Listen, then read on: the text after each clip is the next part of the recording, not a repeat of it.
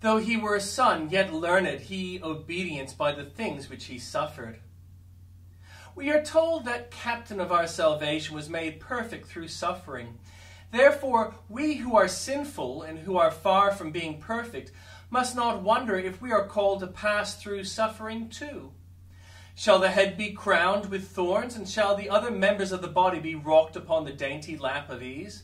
Must Christ pass through seas of his own blood to win the crown, and are we to walk to heaven dry-shod in silver slippers? No, our Master's experience teaches us that suffering is necessary, and the true-born child of God would not escape it if he might.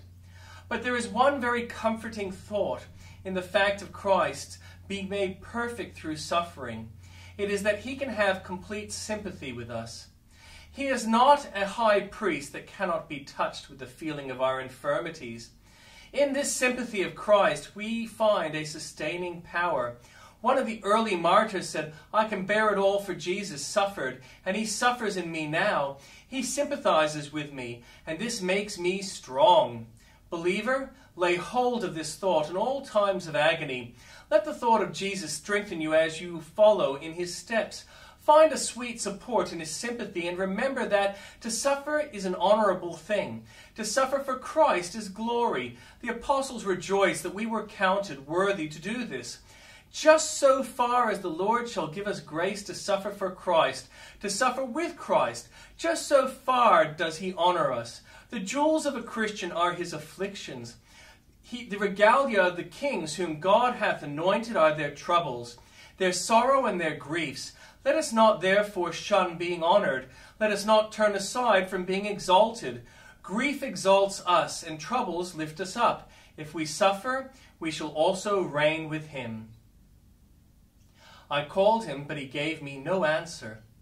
Prayer sometimes tarrieth like a petitioner at the gate, until the king cometh forth to fill her bosom with the blessings which she seeketh. The Lord, when he hath given great faith, has been known to try it by long delayings. He has suffered his servants' voices to echo in their ears, as from a brazen sky. They have knocked at the golden gate, but it has remained immovable, as though it were rusted upon its hinges. Like Jeremiah, they have cried, "Thou hast covered thyself with a cloud, that our prayer should not pass through." Thus having true saints continued long in patient waiting without reply, not because their prayers were not vehement, nor because they were unaccepted, but because it so pleased him who is a sovereign, and who gives according to his own pleasures. If it pleases him to bid our patience exercise itself, shall he not do as he wills with his own? Beggars must not be choosers either as to time, place, or form, but we must be careful not to take delays in prayer for denials. God's long-dated bills will be punctually honored. We must not suffer Satan to shake our confidence in the God of truth by pointing to our unanswered prayers. Unanswered petitions are not unheard. God keeps a file of our prayers. They are not blown away by the wind. They are treasured in the King's archives. This is a registry in the court of heaven, wherein every prayer is recorded. Tried believer, thy Lord hath a tear bottle in which the costly drops of sacred grief are put away, and a book in which thy holy groanings are numbered. By and by thy suit shall prevail.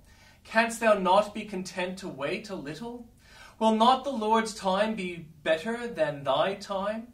By and by he will comfortably appear to thy soul's joy, and make thee put away the sackcloth and ashes of long waiting, and put on the scarlet and fine linen of full fruition.